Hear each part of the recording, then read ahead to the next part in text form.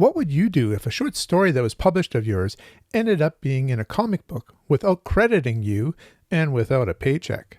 Ray Bradbury was a great short story writer, and some of the stories he wrote in the 1940s were now being collected. There was some horror stories collected in Dark Carnival, and some science fiction stories collected in The Martian Chronicles and The Illustrated Man. That story, The Illustrated Man, you can see here a cover for one of the paperback editions, looks strangely like this cover from House of Mystery, Tattoos That Came to Life. DC Comics was not the only company that appeared to plagiarize Ray Bradbury's stories. There was also a company called EC Comics, Entertaining Comics.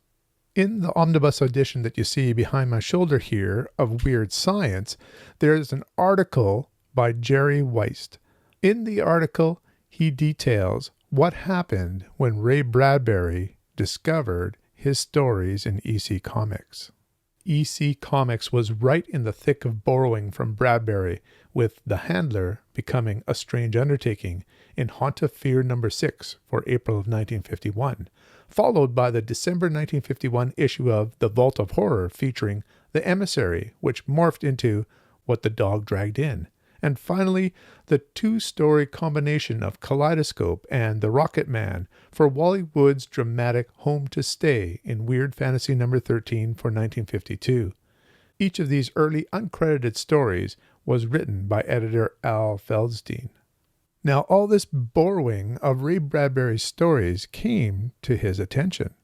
Whether he found them himself or his friends had mentioned it to him, he saw some of these issues. How would you react? Well, here's the letter that Ray Bradbury sent to the editors. Reading from a letter to the editor of Weird Fantasy, dated April 19th, 1952. Dear Sir, just a note to remind you of an oversight. You have not as yet sent on the check for $50 to cover the use of secondary rights on my two stories, The Rocket Man and Kaleidoscope, which appeared in your Weird Fantasy May-June 1952, number 13, with the coverall title of Home to Stay. I feel this is probably overlooked in the general confusion of office work, and look forward to your payment in the near future. My very best wishes to you. Yours cordially, Ray Bradbury. P.S. Have you ever considered doing an entire issue of your magazine based on my stories in Dark Carnival, or my other two books, The Illustrated Man and The Martian Chronicles? I'd be very interested in discussing this with you for some future issue. I think we could do an outstanding job here. May I hear from you? If you wish, I could send copies of my books on for perusal. R.B. This letter from Ray Bradbury was followed very quickly by an April 25th letter 6 days later, in which Bill Gaines and Al Feldstein did not admit to outright theft.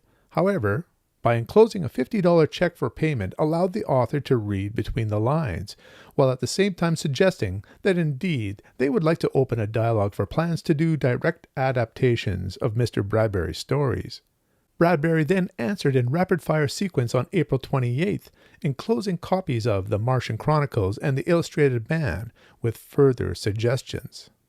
Unknown to both Al Feldstein and Bill Gaines was the common knowledge spread throughout science fiction fandom, from the 1930s fanzines onward through the 1940s and at conventions, that Ray Bradbury himself was a lover of the comics medium.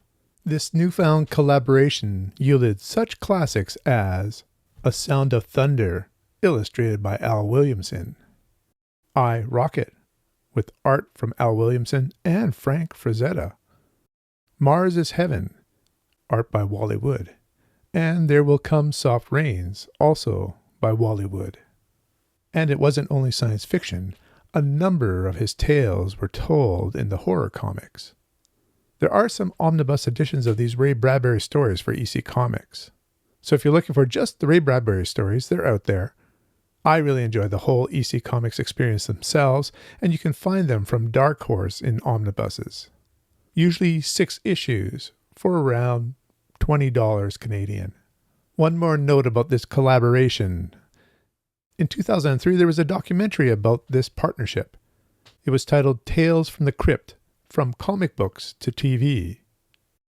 Al Feldstein and Ray Bradbury are shown here in the left picture, and the author of Ray Bradbury's biography, Jerry Weist, is shown here as well, with Al Feldstein on the right. So Ray Bradbury's gracious letter took something that could have become a lawsuit and made it into a partnership. Not only a partnership, but also friendships for life. Well done, sir. So until next time, keep reading.